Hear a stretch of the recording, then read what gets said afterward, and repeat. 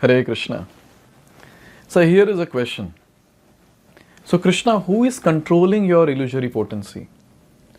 Who is rotating the living entities in the cycle of birth and death? Who is that personality? And Krishna is answering this very, very important question in Shloka number 61, a very frequently quoted Shloka. Ishwarah sarva bhutanam riddhesharjuna tishthati brahmayan sarva bhutani yantrarudhani mayaya. So here Krishna is telling that Ishvara sarva bhutanam riddheshe arjuna tishthati. O Arjuna, the Supreme Lord, Ishvara, is situated in everyone's heart, Riddeshe, Sarva Bhutanam.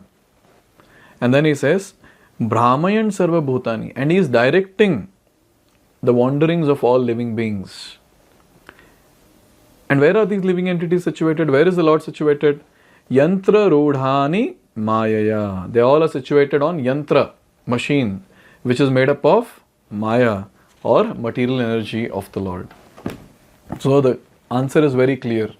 Who is controlling the illusory potency of the Lord? Who is controlling the living entities wandering in this world? It's only one personality, and that is Lord Himself. He is controlling all of them. He is that supreme controller. We are all chutku controllers, minute. But then He is the supreme controller who controls everything in this world. So here, very nicely, Prabhupada is elaborating on this shloka. Arjuna was not the supreme knower, and his decision to fight or not fight was confined to his limited discretion. Lord Krishna instructed that the individual is not all in all. The supreme personality of Godhead, or He Himself, Krishna, as localized super soul, sits in the heart directing the living being. So now we have to understand, so Lord Krishna is there as super soul in all our hearts. But then if we go into more details of this particular thing, who is that Paramatma feature, then we'll understand that Krishna's many expansions which come down, one of them is actually there as Paramatma in the heart of the living entity. To be more specific, Shirodakshay Vishnu is that personality. I think we have described this in one of our videos. So from Krishna comes the first expansion, Balram. And from Balram comes the first Adi Chaturvyuha expansion, where we have Sankarshan, Pradyuman, Anirudh and Vasudev. From Sankarshan comes Narayan. From Narayan, again we have Dvitiya Chaturvyuha expansion, Mahasankarshan, Pradyuman, Anirudh and Vasudev.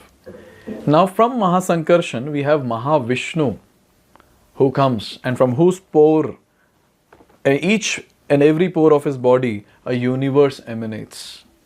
And then this Mahavishnu enters each universe as Garbhodakshayi Vishnu. And from Garbhodakshayi Vishnu's navel comes Brahma.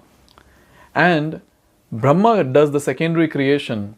And this Garbhodakshayi Vishnu enters each and every atom and the hearts of living entity as Paramatma, and his name is Shirodakshayi Vishnu.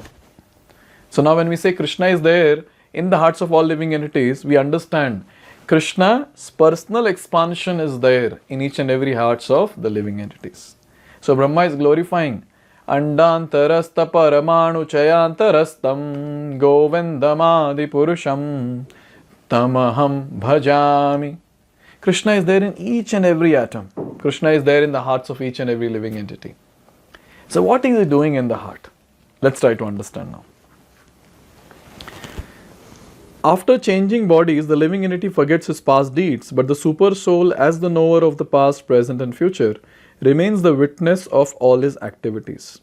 Therefore, all the activities of living entities are directed by this super soul. So, Paramatma, who is sitting in our heart, he does two very important things. First is Upadrashta. He witnesses our activities. So we might think no one is watching us in a dark room. But then we have a 24/7 CCTV camera which is always there on us, focused on us, what we are doing. So he is that witness. And Anumanta, he sanctions our desires based on our karma credits. So now a very important point to note here, that we might forget our desires when we go to the next body. When we transmigrate from one body to another, we might forget our desires. But then, this personality, the Paramatma, he remembers. And then, whenever the right opportunity comes, he triggers us and reminds us of that desire that we had in the past. So this is a very important service that Lord does for all the living entities. So here it is said, the living entity gets what he deserves and is carried by the material body, which is created in the material energy under the direction of the super soul. As soon as the living entity is placed in a particular type of body, he has to work under the spell of that bodily situation. A person seated in a high-speed motor car goes faster than one seated in the slower car, though the living entities, the drivers, may be the same. Now sometimes people in general, they act very innocent. I don't know why this is happening in my life. I don't know why I've got this sort of body. I don't know why I've got this sort of family. But one thing we have to understand is that never ever there will be any injustice in the universal administration of the Supreme Personality of Godhead. Never. Why? Because He Himself is the witness for each and every activity of ours. So we should be always carefree. Anything bad happens in our life, we should understand that this is not something which has come or someone else has influenced me or my life. No. Whatever I have done, that's what is given to me. Krishna can never do injustice to anyone. So this has to be very clear. Why? Because He is our eternal friend, eternal well-wisher. Suradam Sarva Bhutanam. So when He is our eternal friend, He cannot do any injustice to us. So whatever bodies we have got, that is what we deserved because of our activities. So this is very clear. So someone might have a body which is like a high-speed motor car, and someone might have a body like a cycle. So externally seeing that the speed might be different, but then the spiritual spark is same in both the bodies. So externally the yantra, the machine might be seemingly different, but then finally everyone is part and parcel of Krishna, who is situated in that particular body. Here it is said, similarly, by the order of the super soul, Supreme Soul, material nature fashions a particular type of body to a particular type of living entity, so that he may work according to his past desires. The living entity is not independent. One should not think himself independent of the Supreme Personality of Godhead. The individual is always under the Lord's control. Therefore, one's duty is to surrender, and that is the injunction of the next verse. So, a very important point again, what Srila Prabhupada is making here. So one thing is very clear, that we are not independent. When people say that look at us how free we are, it feels like laughing at them. Because no one is free. It is just ignorance. People might say ignorance is bliss, but then it's not. Everyone in this world is controlled. Either they're controlled by Krishna or either they're controlled by Maya. If someone is controlled by Krishna, it's very blissful. But if someone is controlled by Maya, it's very torturing. But then, we are so accustomed and conditioned in this world that torture also feels very nice in this world. So that's what is happening. So we are controlled. We are controlled by Lord or His energy. An intelligent person will be the one who will surrender onto the Lord. And just imagine, after becoming a devotee, if all those desires which we had in the past, if Krishna starts fulfilling that now, it is so dangerous, isn't it? So we as devotees should exclusively pray to Krishna that, oh Lord, I don't want anything in my life now. Whatever I have desired before, whatever I have prayed for, please don't fulfill all that. I don't want. And I say Krishna is asking, so what do you want? So we have to just tell one thing, that Krishna, I want you. I want you.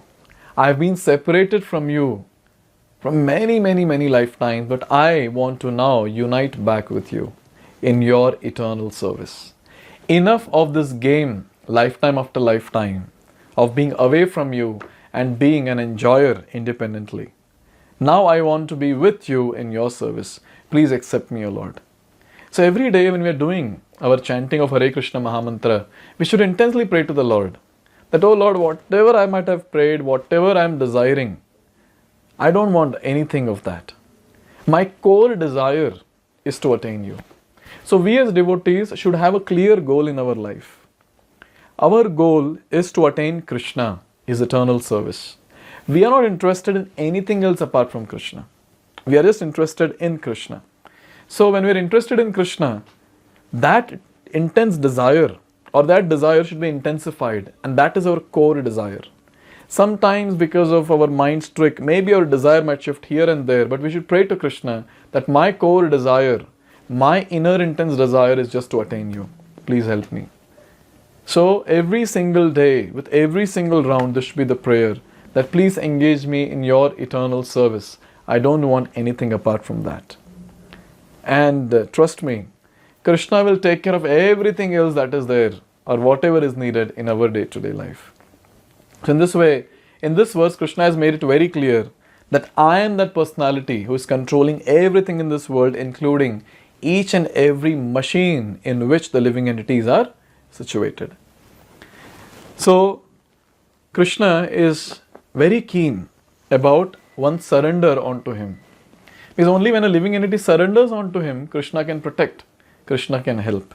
Otherwise, a living entity who is not at all interested in Krishna, who is rebellious towards Krishna, how can Krishna help? So Krishna is making this point now about surrender. So let's see this very, very, very important concept in next few shlokas, starting from next video. Hare Krishna. Hare Krishna, Krishna Krishna,